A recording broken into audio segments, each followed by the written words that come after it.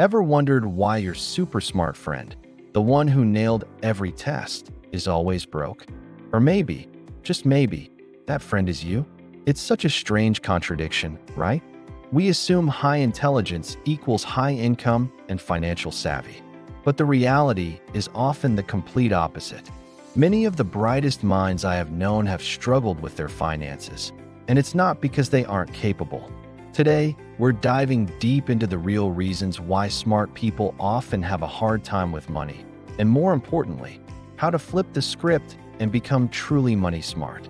Stick around, because the insights we're about to uncover could be the key to unlocking your own financial freedom. First, let's talk about the biggest trap for intelligent people: overthinking. Smart people love complexity. They thrive on solving intricate problems and analyzing data from every conceivable angle. When it comes to investing, they might spend weeks researching the perfect stock, building elaborate spreadsheets, and running complex predictive models. The result? Analysis paralysis. They get so caught up in finding the absolute perfect investment that they never actually invest. I remember a friend from college, a literal genius in physics. He could explain quantum mechanics, but couldn't decide on a simple index fund. While he was busy analyzing market volatility down to the decimal point, his less academically inclined friends were consistently investing small amounts into a simple index fund. Guess who had a much healthier portfolio 10 years later? The simple, consistent action beat the complex inaction every single time. Money, especially in the beginning, rewards simplicity and consistency, not complexity. The second major hurdle is ego. When you're used to being the smartest person in the room, it's incredibly difficult to admit you don't know something. And finance can feel like a completely different language. Instead of asking for help or admitting their ignorance, many smart people try to figure it all out on their own.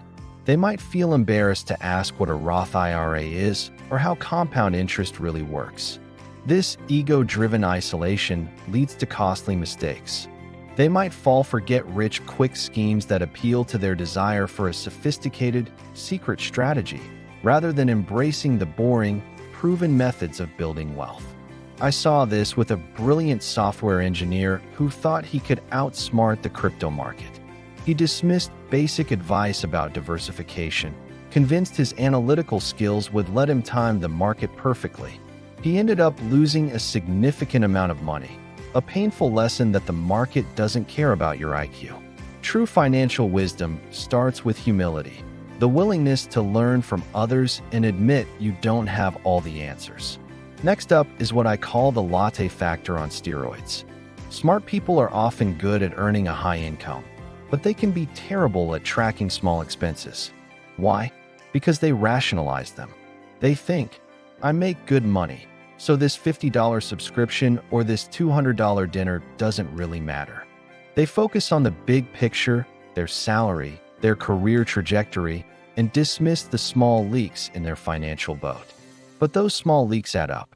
$100 here, $200 there. Over a year, it can easily become thousands of dollars that could have been invested or saved. A lawyer I know was baffled why she had no savings despite a six-figure salary. We sat down and looked at her bank statements. It wasn't one big extravagant purchase. It was those fancy gourmet lunches, the premium streaming services she never used, the subscription boxes she forgot to cancel. Each expense on its own seemed insignificant to her, a tiny drop in her income bucket. But together, they were a flood. This is where being too smart for your own good comes into play. You can justify anything if you're clever enough, but your bank account doesn't listen to justifications. It only tracks numbers. So, if being smart can be a financial handicap, what's the solution? How do we transition from being book smart to money smart? It starts with a mindset shift. You need to embrace simplicity. Forget trying to find the perfect, most complex investment strategy. Start with the basics. Automate your savings. Set up a recurring transfer from your checking to your savings account every single payday, even if it's just $50. The habit is more important than the amount at first. Then, automate your investments. Choose a simple, low-cost index fund or a target date fund and contribute to it regularly.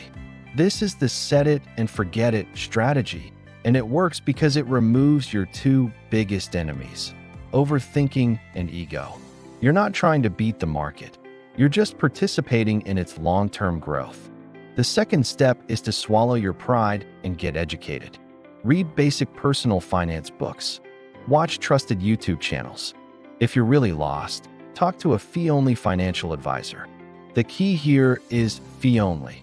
They charge you for their time and advice. They don't make a commission selling you products, so their advice is unbiased. Admitting you need help is a sign of strength, not weakness. Think of it like learning a new skill. You wouldn't expect to be a master chef or a concert pianist overnight. Finance is no different. Give yourself the grace to be a beginner. Finally, you have to get ruthless with your small expenses. Not because you can't afford them, but because every dollar is a tool. It can either be spent and gone forever, or it can be invested and put to work for you, earning more money while you sleep. Use a budgeting app or a simple spreadsheet. Track your spending for 1 month. Just 1 month. I promise you, the results will shock you. You'll see where your money is actually going, and you can then make conscious decisions. You're not depriving yourself, you're empowering yourself. You're telling your money where to go, instead of wondering where it went. Maybe you'll decide that daily gourmet coffee is worth it to you. Great. But now it's a conscious choice, not a mindless habit. And you might find that you're happy to cut back on other things to fund that choice. The benefits of becoming money smart go far beyond just having a bigger bank account. It's about achieving genuine financial freedom. It's the peace of mind that comes from knowing you have a safety net. It's the ability to leave a job you hate, to start a business you're passionate about, or to travel the world. It's about reducing stress and anxiety. Financial problems are one of the leading causes of stress, and getting your money in order has a profound positive impact on your mental health and your relationships. It's about having options. Money gives you the power to design a life you love, not just one you have to settle for. This isn't about hoarding wealth. It's about using wealth as a tool to live a richer, more fulfilling life on your own terms. So let's recap. The very traits that make people smart, their love for complexity, their ego, and their ability to rationalize, can be their downfall when it comes to money.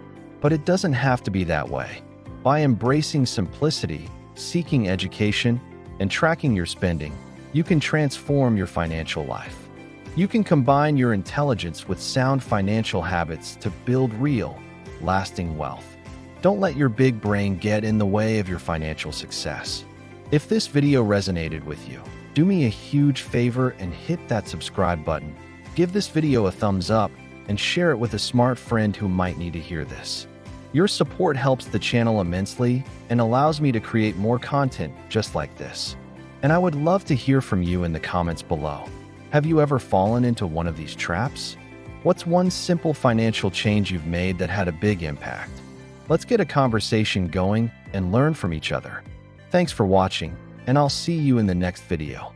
Goodbye for now.